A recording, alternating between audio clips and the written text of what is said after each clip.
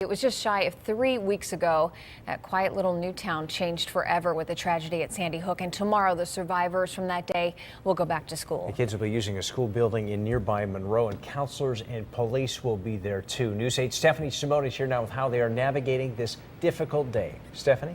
Darren, Sonia, grief counselors say anxiety is expected for students, parents, and teachers, but they'll be there trying to calm their nerves and make the transition a little easier. Police from surrounding towns are helping patrol, and the community has welcomed them.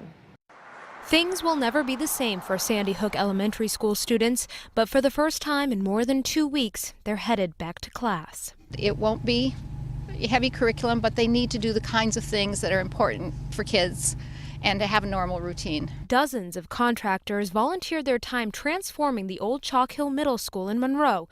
They worked to recreate classrooms just as they left them, down to the pencils on their desks, and even put a Sandy Hook Elementary School sign out front. Families did a walkthrough today. Children are coming in, they are so excited to see their teachers,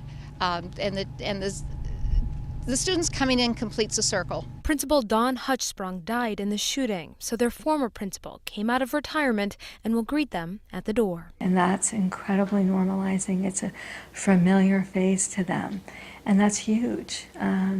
So I think that they've done a lot of really good things to try to make this as supportive and healing as it can be. Deb Delvecchio Scully specializes in trauma therapy. Several grief counselors will be on hand for students, and she says when it comes to kids, verbal communication doesn't always work, so they need to be able to express themselves. Painting, drawing, coloring, playing, things that kids love to do are going to be the most therapeutic ways for them to heal.